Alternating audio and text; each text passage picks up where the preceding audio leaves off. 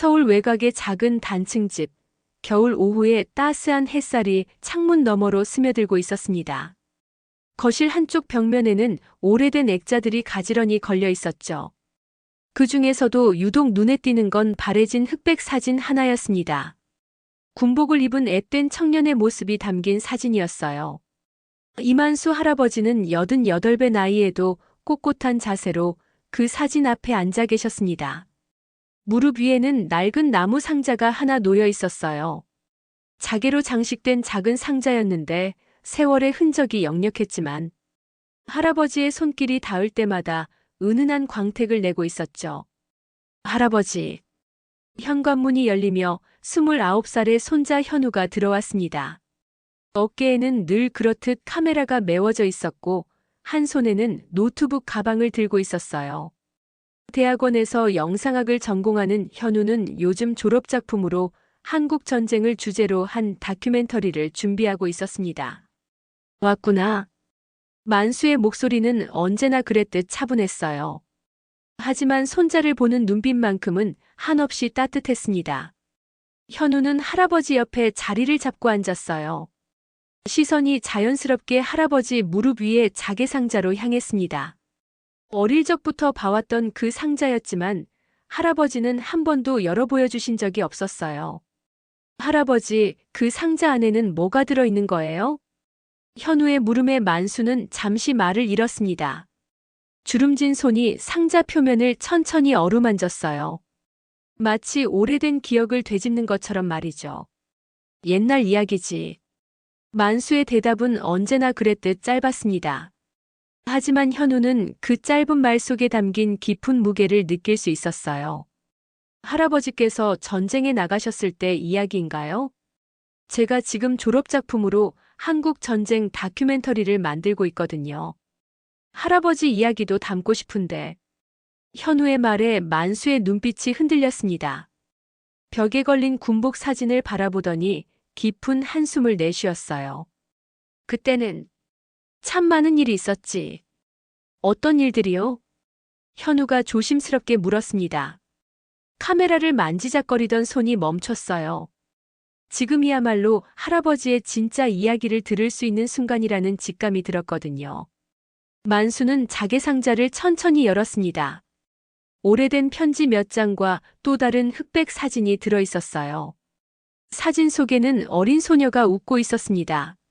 17, 18쯤 되어 보이는 소녀의 얼굴은 전쟁의 그림자 속에서도 밝은 미소를 잃지 않고 있었어요.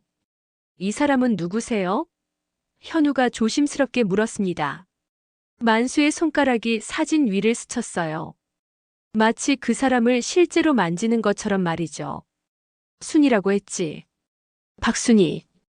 그 이름을 부르는 할아버지의 목소리에는 70년의 세월이 고스란히 녹아 있었습니다. 그리움과 후회, 그리고 말할 수 없는 애틋함이 뒤섞인 목소리였어요. 어떤 약속이든 끝까지 지켜야 하는 법이지. 전쟁통이라도 말이야. 만수의 독백 같은 말에 현우는 더 깊이 들여다보고 싶은 마음이 들었습니다. 할아버지의 과거에 어떤 이야기가 숨어 있는 걸까요? 현우는 그날 밤 늦도록 잠들지 못했습니다. 할아버지가 보여주신 사진 속 소녀의 미소가 자꾸만 머릿속에 맴돌았어요. 그리고 할아버지가 마지막에 하신 말씀도 계속 귓가에 울렸습니다.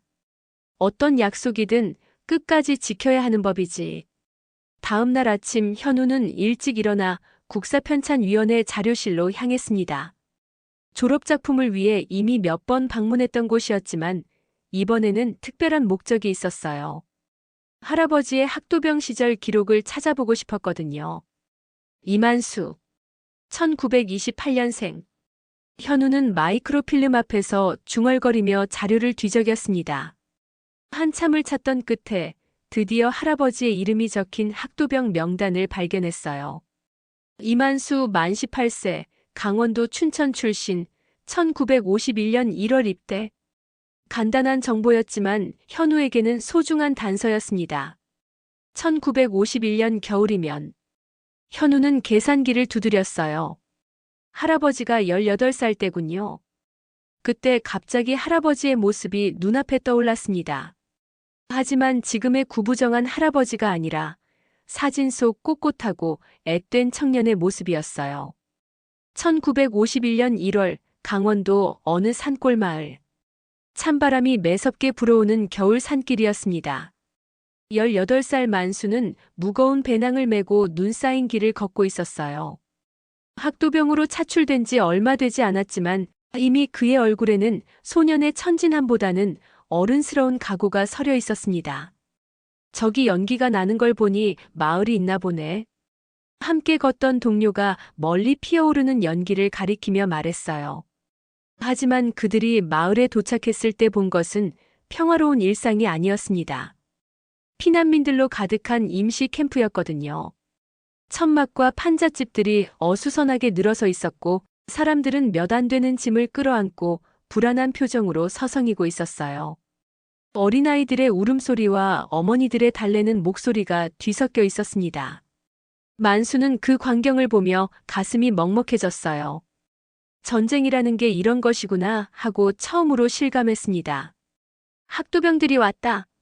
누군가의 외침에 사람들이 몰려들기 시작했어요. 혹시 소식이라도 들을 수 있을까 하는 마음에서였죠. 만수는 사람들 사이를 헤치며 걷다가 문득 한 소녀와 눈이 마주쳤습니다. 17살쯤 되어 보이는 소녀였어요. 낡은 한복을 입고 있었지만 얼굴만큼은 추위와 두려움을 이겨내려는 의지로 가득했습니다. 특히 그 눈빛이 인상적이었어요. 맑고 깊은 눈빛이었습니다. 안녕하세요. 소녀가 먼저 인사를 건넸어요. 아, 안녕하세요. 만수도 어색하게 인사를 받았습니다. 저는 박순이라고 해요. 함경도에서 내려왔어요. 이만수입니다. 춘천에서 왔고요. 그렇게 두 사람의 만남이 시작되었습니다. 전쟁통이라는 극한 상황에서였지만, 아니 오히려 그랬기 때문에 더욱 특별한 만남이었어요. 현우는 자료를 보며 상상 속에서 할아버지의 젊은 시절을 그려보고 있었습니다. 그때 휴대폰이 울렸어요.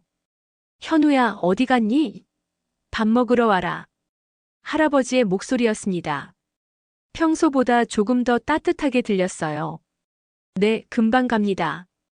현우는 자료를 정리하며 마음속으로 다짐했습니다. 할아버지의 이야기를 그리고 순이라는 소녀의 이야기를 꼭 찾아내겠다고 말이죠. 집으로 돌아가는 길에 현우는 계속 생각했어요. 할아버지와 순이는 어떻게 만났을까? 그리고 지금은 어디에 계실까? 왜 할아버지는 그 자개상자를 70년 넘게 간직하고 계신 걸까? 질문들이 꼬리에 꼬리를 물고 이어졌습니다. 하지만 현우에게는 확신이 있었어요. 이 이야기 속에는 분명 특별한 무언가가 숨어 있다는 확신이었습니다. 현우가 집에 돌아왔을 때 할아버지는 부엌에서 간단한 저녁을 준비하고 계셨습니다. 김치찌개 끓는 냄새가 집안을 가득 채우고 있었어요. 할아버지, 제가 할게요. 괜찮다. 거의 다 됐어. 만수는 국자로 찌개를 저으며 말했습니다. 현우는 할아버지 옆에 서서 조심스럽게 말을 꺼냈어요. 할아버지, 오늘 자료실에서 할아버지 학도병 기록을 찾아봤어요. 만수의 손이 잠시 멈췄습니다. 1951년 1월에 입대하셨더라고요. 그때 강원도에 계셨죠? 그랬지. 순이 씨도 그때 만나신 건가요? 현우의 질문에 만수는 깊은 숨을 내쉬었습니다. 가스불을 끄고 현우를 바라봤어요. 앉아라. 이야기해줄게. 두 사람은 식탁에 마주 앉았습니다. 만수는 잠시 말없이 창밖을 바라보더니 천천히 입을 열었어요. 그때 난 정말 아무것도 몰랐어. 전쟁이 뭔지 죽음이 뭔지. 1951년 2월 강원도 피난민 캠프. 만수와 순이는 매일 만났습니다. 처음에는 우연한 마주침이었지만 점점 서로를 찾게 되었어요. 만수는 순이에게 고향 이야기를 들려주었고 순이는 만수에게 함경도 사투리로 재미있는 이야기를 들려주었습니다. 만수 오빠, 춘천에는 정말 호수가 있어요? 물론이지. 의암호라고 하는데 정말 예뻐. 전쟁이 끝나면 꼭 데려갈게. 정말요? 약속해요. 순이의 눈이 반짝였어요. 전쟁의 두려움 속에서도 미래에 대한 희망을 놓지 않는 순이의 모습에 만수는 깊은 감동을 받았습니다. 학도병들은 피난민 캠프에서 할 수 있는 일이 많지 않았어요. 만수는 낮에는 경계 근무를 서고 순이는 부상자들을 돌보는 일을 도왔습니다. 하지만 저녁이 되면 둘은 어김없이 캠프 뒤편 작은 언덕에서 만났어요. 오늘은 뭘 가져왔어? 순이가 호기심 어린 눈으로 만수를 바라봤습니다. 만수는 배낭에서 작은 꾸러미를 꺼냈어요. 군용 초콜릿이야. 하나씩 나눠 먹자. 와, 진짜 달콤하네요. 순이는 초콜릿을 조금씩 녹여가며 먹었어요. 그 모습이 너무나 예뻐서 만수는 자꾸만 바라보게 되었습니다. 오빠도 빨리 드세요. 다 제가 먹어버릴 거예요. 순이의 장난스러운 말에 만수는 웃음을 터뜨렸어요. 전쟁통에서도 이렇게 웃을 수 있다는 게 신기했습니다. 어느 날 밤 폭격기 소리가 멀리서 들려왔어요. 사람들은 모두 방공호로 대피했지만 만수와 순이는 언덕에서 별을 보고 있었습니다. 무섭지 않아요? 순이가 조용히 물었어요. 목소리가 살짝 떨리고 있었습니다. 무서워. 하지만 순이가 옆에 있으니까 괜찮아. 만수의 솔직한 대답에 순이는 그의 손을 꼭 잡았어요. 차가운 겨울 공기 속에서도 두 사람의 손은 따뜻했습니다. 오빠, 전쟁이 끝나면 정말 저를 데리러 와줄 거죠? 당연하지. 약속이잖아. 그럼 이걸 받아줘요. 순이는 품속에서 작은 자개 상자를 꺼냈어요. 어머니가 물려주신 유일한 유품이라고 했습니다. 이걸 왜 나한테? 오빠가 저를 잊지 않게요. 그리고 혹시 무슨 일이 생겨도 이걸 보면 저를 기억해 줄 거잖아요. 만수는 그 자개 상자를 소중히 받아들었어요. 순이의 진심이 느껴졌거든요. 고마워. 소중히 간직할게. 두 사람은 그날 밤 처음으로 서로의 마음을 확인했습니다. 전쟁이라는 극한 상황이 만들어낸 순수하고 간절한 사랑이었어요. 그렇게 한 달 정도 행복했지. 만수의 목소리에 그리움이 스며 있었어요. 하지만 전쟁터에서 행복이 오래 갈 리는 없었어. 현우는 할아버지의 이야기에 완전히 빠져들어 있었습니다. 마치 시간을 거슬러 올라가 그 현장에 있는 것 같았어요. 그 다음엔 뭐가 일어났나요? 부대 복귀 명령이 떨어졌지. 하룻밤 사이에 말이야. 만수의 표정이 어두워졌습니다. 그때의 절망감이 70년이 지난 지금도 생생하게 남아있는 것 같았어요. 1951년 3월, 피난민 캠프 마지막 날. 내일 아침 6시에 출발한다. 준비해둬라. 소대장의 명령이 떨어졌을 때 만수는 마치 하늘이 무너지는 것 같았습니다. 한 달 동안 쌓아온 순이와의 소중한 시간들이 하루아침에 끝나버린다는 게 믿어지지 않았어요. 그날 밤 만수는 평소보다 일찍 언덕으로 향했습니다. 순이는 이미 그곳에서 기다리고 있었어요. 만수의 표정만 봐도 무슨 일인지 알 수 있었습니다. 언제 떠나요? 순이의 목소리는 의외로 차분했어요. 하지만 그 차분함 뒤에 숨겨진 슬픔을 만수는 느낄 수 있었습니다. 내일 새벽이야. 그렇구나. 두 사람은 한동안 말없이 앉아 있었어요. 별들이 유난히 밝게 빛나는 밤이었습니다. 순이야, 미안해. 정말 미안해. 왜 미안해요? 오빠 잘못이 아니잖아요. 순이는 만수의 손을 잡고 미소를 지었어요. 눈물을 참으려고 애쓰는 미소였습니다. 전쟁이 끝나면 꼭 찾으러 올게. 어디에 있든지 찾아낼 거야. 저도 기다릴게요. 아무리 오래 걸려도요. 순이는 품속에서 편지 한 장을 꺼냈어요. 며칠 전부터 준비한 것 같았습니다. 이거 자개 상자 안에 넣어두세요. 그리고 가끔 읽어보시고요. 만수는 편지를 받아들며 가슴이 아팠어요. 순이의 따뜻한 마음이 그대로 전해져 왔거든요. 나도 편지 쓸게. 매일 쓸 거야. 정말요? 응. 그래서 전쟁이 끝나고 만나면 다 줄 거야. 매일매일 순이 생각하면서 쓴 편지들을 말이야.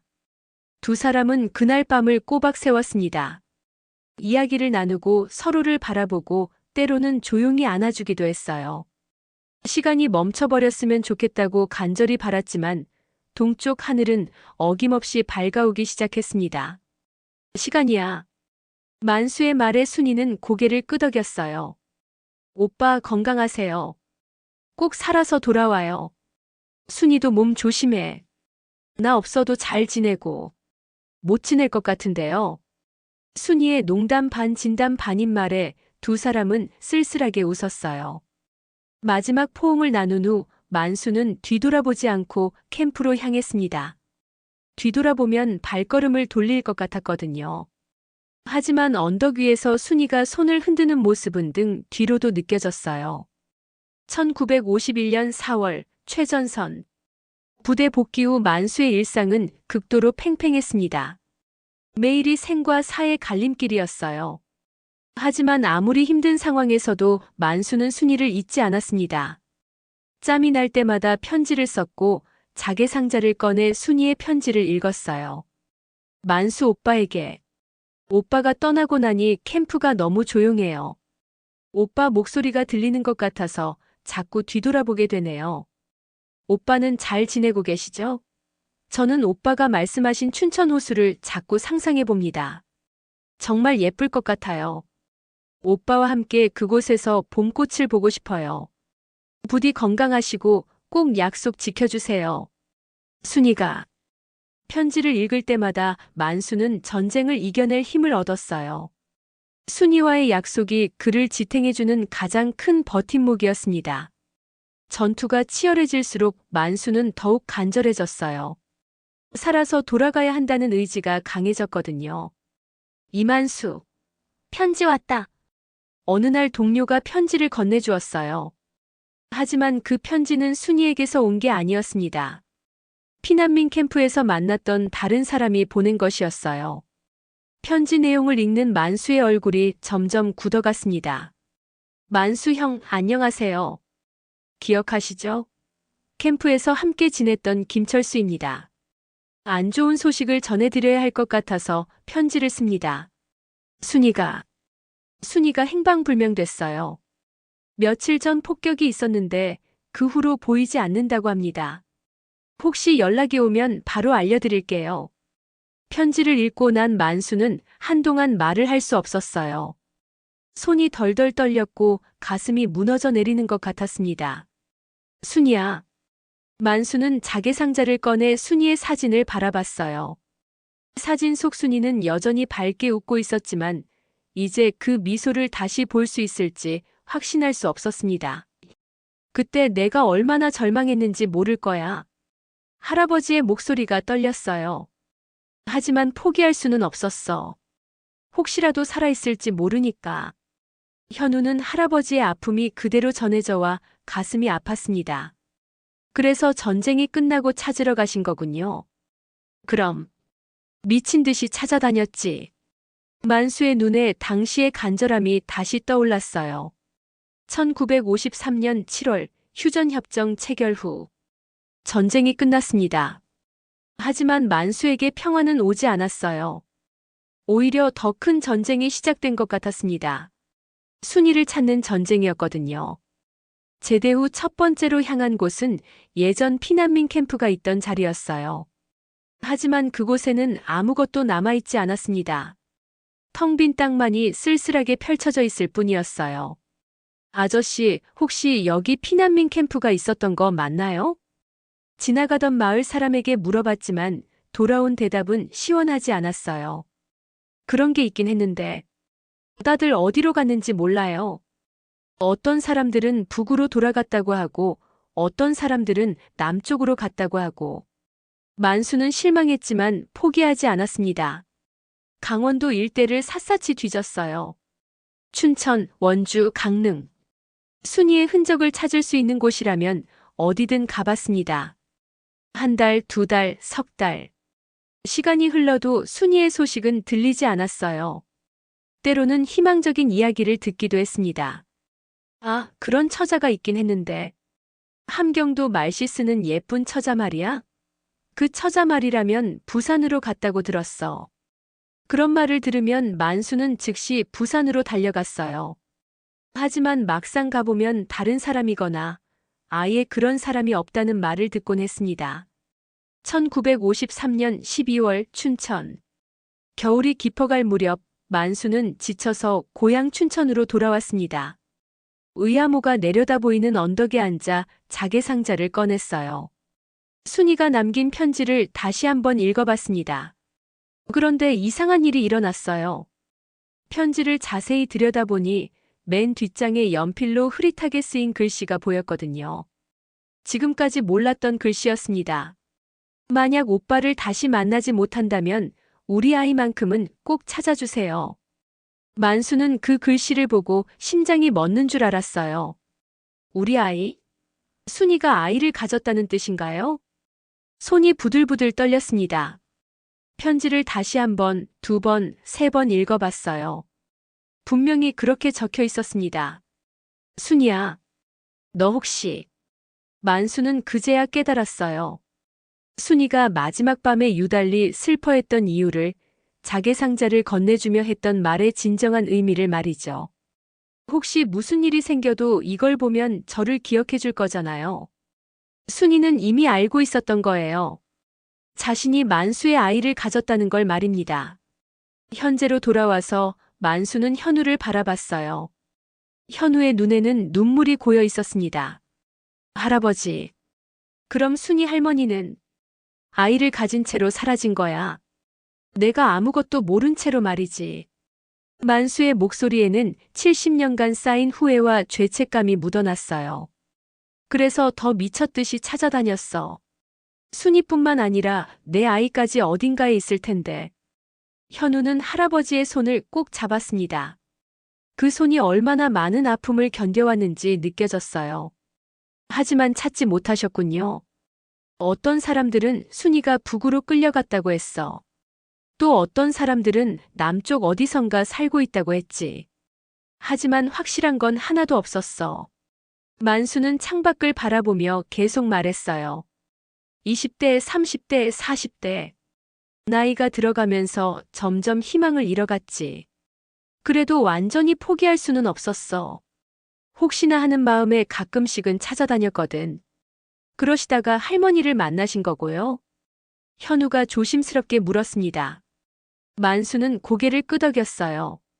너희 할머니는 좋은 사람이야. 내 마음을 다 알면서도 이해해줬지. 그래서 결혼할 수 있었어. 할머니도 이 이야기를 아시나요? 물론이지. 처음부터 다 말씀드렸어. 숨길 수도 없고 숨기고 싶지도 않았거든. 만수는 자개상자를 다시 열어 순이의 사진을 꺼냈어요. 할머니는 이 사진을 보고 뭐라고 하셨는지 아니? 참 예쁘네. 이런 사람을 사랑했으니 당신 마음을 이해해요라고 하시더라. 현우는 돌아가신 할머니의 너그러운 마음에 감동받았어요. 그리고 동시에 할아버지가 얼마나 깊은 상처를 안고 살아왔는지도 느꼈습니다. 그럼 지금도 가끔 생각해. 순이는 어떻게 살았을까? 내 아이는 어디서 뭘 하고 있을까? 만수의 목소리가 점점 작아졌어요. 88살의 노인에게 70년 전의 상처는 여전히 생생했습니다. 현우는 마음속으로 다짐했어요. 할아버지의 이야기를 세상에 알리고 혹시라도 순이 할머니나 그 후손들의 흔적을 찾을 수 있다면 꼭 찾아드리겠다고 말이죠. 그날 밤 현우는 잠들지 못하고 노트북을 켰습니다. 할아버지의 이야기가 머릿속에서 맴돌았어요. 순이 할머니와 그 아이의 행방을 찾을 수 있는 방법이 없을까 고민했습니다. 박순이 함경도 출신 1934년생 추정. 현우는 검색창에 키워드를 입력하기 시작했어요. 하지만 너무 흔한 이름이라 수많은 검색 결과가 나왔습니다. 그 중에서 할아버지의 순이를 찾아내는 건 거의 불가능해 보였어요. 며칠 후 현우는 다른 접근법을 시도했습니다. 한국 전쟁 당시 실종자 관련 자료를 찾아보기 시작한 거예요. 적십자사, 이산 가족찾기 프로그램, 각종 시민단체의 자료들을 뒤졌습니다. 현우야, 요즘 뭘 그렇게 열심히 하니? 할아버지가 다가와 물었어요. 현우는 모니터를 가리키며 대답했습니다. 순이 할머니 찾아보고 있어요. 만수의 표정이 놀라움과 당황이 뒤섞인 모습으로 변했어요. 그럴 필요 없어. 이미 70년이 지났는데. 아니에요. 요즘엔 DNA 검사도 있고 인터넷도 있잖아요. 혹시 모르죠. 현우의 말에 만수는 잠시 망설이더니 조심스럽게 물었어요.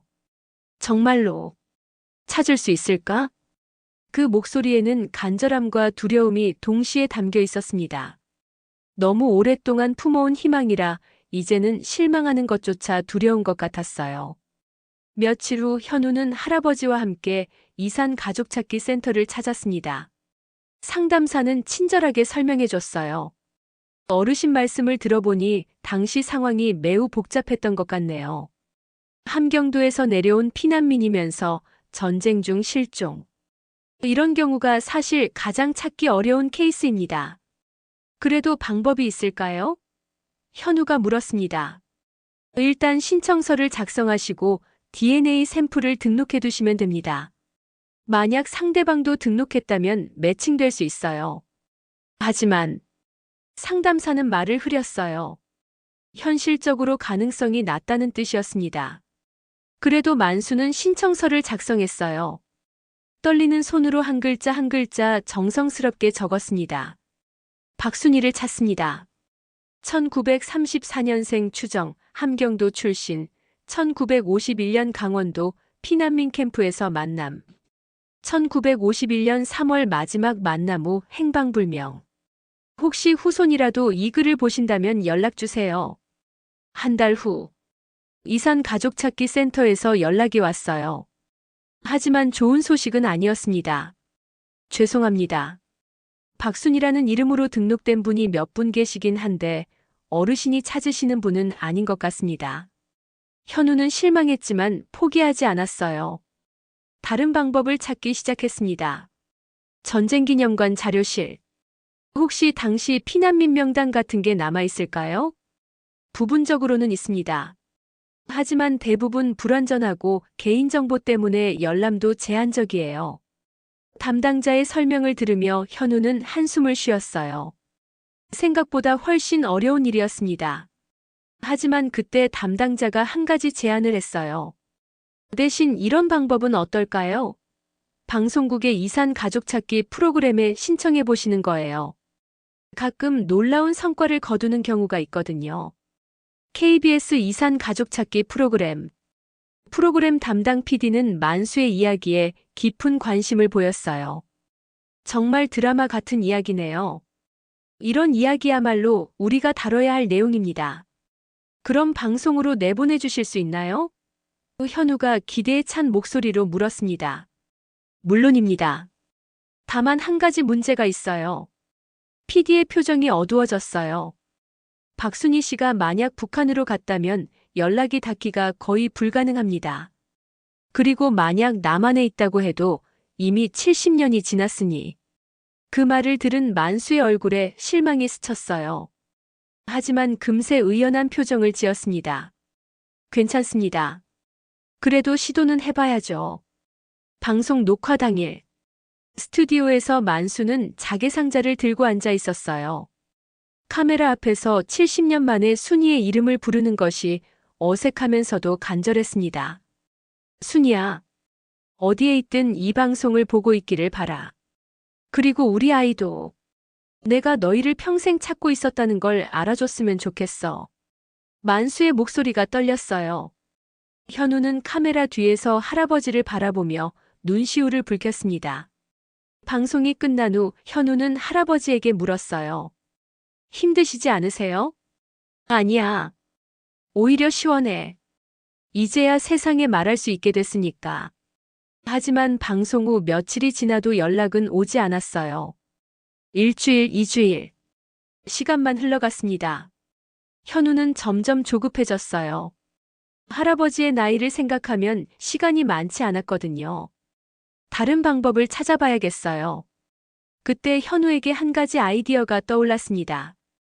만약 순이 할머니의 후손이 있다면 그들도 자신들의 뿌리를 궁금해할 수도 있지 않을까? 현우는 새로운 계획을 세우기 시작했어요. 3개월 후, 현우는 새로운 접근법을 시도하고 있었습니다. 유전자 검사 서비스에 할아버지의 DNA를 등록한 거예요. 혈연 관계를 찾아주는 서비스였습니다. 할아버지, 이거 한번 해보시는 게 어때요? 요즘 많은 사람들이 자신의 뿌리를 찾기 위해 이런 검사를 받거든요. 만수는 처음엔 거부감을 보였어요. 그런 걸로 뭘 알아낼 수 있겠어? 혈연 관계를 찾아주는 거예요. 만약 순이 할머니의 후손들이 이런 검사를 받았다면 할아버지와 연결될 수도 있어요. 현우의 설명을 들은 만수는 한참을 고민하더니 고개를 끄덕였어요. 그래, 해보자. 이제 와서 시도하지 않을 이유는 없지. 유전자 검사 결과 마이너스 2달 후. 할아버지, 큰일 났어요. 현우가 흥분한 목소리로 달려왔어요. 손에는 유전자 검사 결과서가 들려 있었습니다. 왜 그래? 할아버지, 검사 결과가 나왔는데 이상한 게 있어요. 현우는 컴퓨터 화면을 할아버지에게 보여줬어요. 여기 보세요. 할아버지와 혈연 관계로 추정되는 사람이 나왔어요. 만수는 화면을 들여다봤지만 무슨 말인지 이해할 수 없었어요. 무슨 뜻이야? 이 사람이 할아버지와 삼촌 마이너스 조카 관계이거나 아니면 할아버지 마이너스 손자 관계일 가능성이 높다고 나와요. 현우의 목소리가 떨렸어요. 자신도 놀란 듯 했습니다. 그런데 문제는 이 사람의 정보가 저와 일치한다는 거예요. 뭐라고? 만수는 현우를 빤히 바라봤어요. 무슨 말인지 전혀 이해할 수 없었습니다. 즉, 제가 할아버지의 친손자가 아닐 수도 있다는 뜻이에요. 아니면, 현우는 말을 멈췄어요. 스스로도 믿기 어려운 결론에 도달했거든요. 아니면 뭐야? 아니면 제가 순이 할머니의 후손일 수도 있어요. 그 말을 들은 만수는 자리에서 벌떡 일어났어요. 그게 무슨 말이야? 저도 정확히는 모르겠어요. 하지만 이 검사 결과가 맞다면 현우는 떨리는 손으로 자료를 뒤졌어요. 부모님의 출생 기록, 가족관계 증명서. 지금까지 당연하게 여겼던 모든 것들을 다시 확인해 봐야 했습니다. 일주일 후 마이너스 9천 가족관계 등록과 아버님 출생신고서를 확인해 보니까 여기 양부모로 등록되어 있네요. 공무원의 말에 현우는 충격을 받았어요. 양부모요? 네. 1953년에 입양신고가 되어 있습니다. 친부모에 대한 정보는 없네요. 현우는 그 자리에서 주저앉을 뻔했어요. 지금까지 자신이 알고 있던 가족사가 완전히 뒤바뀌는 순간이었습니다. 집으로 돌아온 현우는 할아버지에게 모든 걸 털어놨어요. 할아버지, 아버지가 입양하셨어요? 1953년에 입양되셨다고 나와 있어요. 만수는 한동안 말을 잃었어요. 1953년이면 전쟁이 끝난 직후였습니다. 그럼, 혹시, 네, 아버지가 순이 할머니의 아들일 가능성이 있어요. 두 사람은 서로를 바라보며 말을 잃었어요. 70년간 찾아 헤맸던 아이가 손자가 바로 코앞에 있었을 수도 있다는 놀라운 가능성 앞에서 말이죠. 그럼 너는? 저는 할아버지의 친손자이면서 동시에 순이 할머니의 손자일 수도 있어요. 현우의 목소리가 떨렸어요. 자신의 정체성에 대한 혼란과 동시에 할아버지의 오랜 한을 풀어드릴 수도 있다는 기대감이 교차했습니다. 입양기관 방문. 며칠 후 두 사람은 당시 입양을 담당했던 기관을 찾아갔어요. 하지만 70년 전 자료는 대부분 소실되었거나 관리가 제대로 되지 않고 있었습니다. 당시에는 전쟁 직후라 기록이 체계적이지 못했어요. 특히 고아나 미혼모의 아이들의 경우 담당자의 설명을 들으며 현우는 실망했어요. 하지만 포기할 수는 없었습니다. 혹시 다른 방법은 없을까요? 혹시 친모가 남긴 유품이나 편지 같은 게 있다면 도움이 될 텐데요. 그 말을 들은 만수는 갑자기 뭔가 떠오른 듯한 표정을 지었어요. 현우야, 집에 가자. 집으로 돌아와서 만수는 자개 상자를 꺼내 순이의 편지를 다시 꺼냈어요. 그리고 돋보기를 이용해 편지 구석구석을 자세히 살펴봤습니다.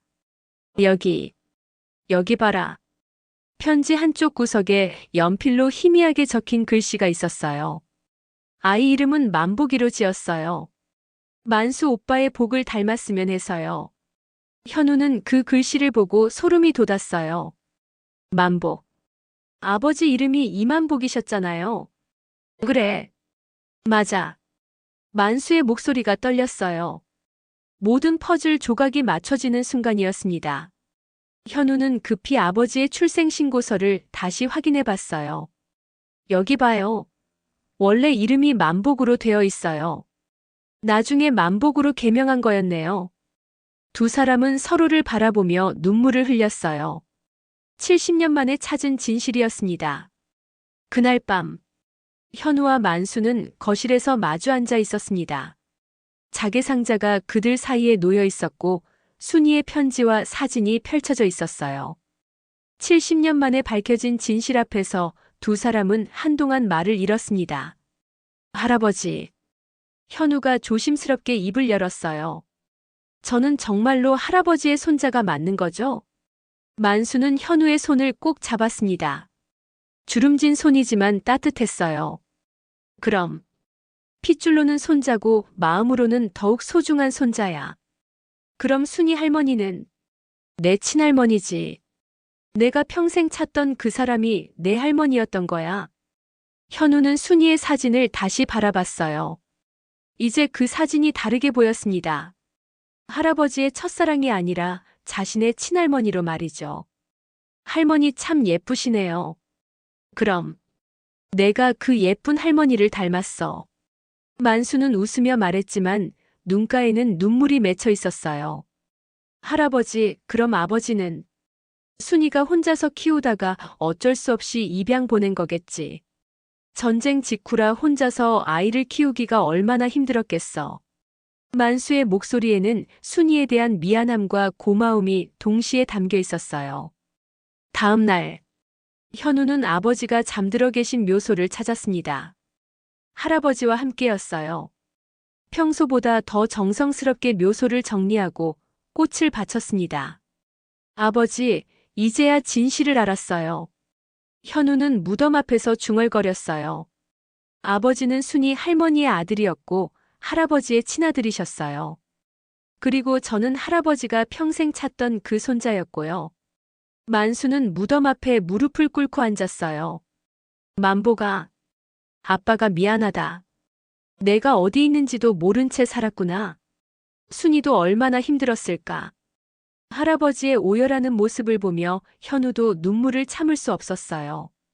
일주일 후, 현우는 카메라를 들고 할아버지 앞에 앉았어요. 졸업작품으로 시작했던 다큐멘터리를 완성하려고 했습니다. 하지만 이제 그 의미가 완전히 달라졌어요.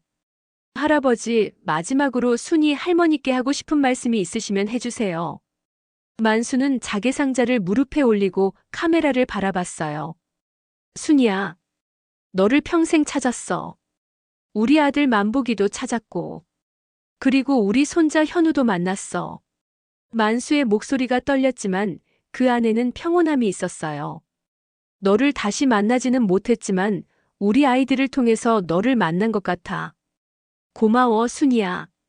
그리고 미안해. 카메라는 할아버지의 눈물을 고스란히 담았어요.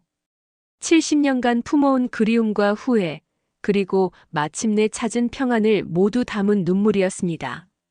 한 달 후, 현우의 다큐멘터리 할아버지의 약속이 완성되었습니다. 대학 졸업작품 상영회에서 많은 사람들이 눈물을 흘렸어요. 상영이 끝난 후 한 중년 여성이 현우에게 다가왔습니다.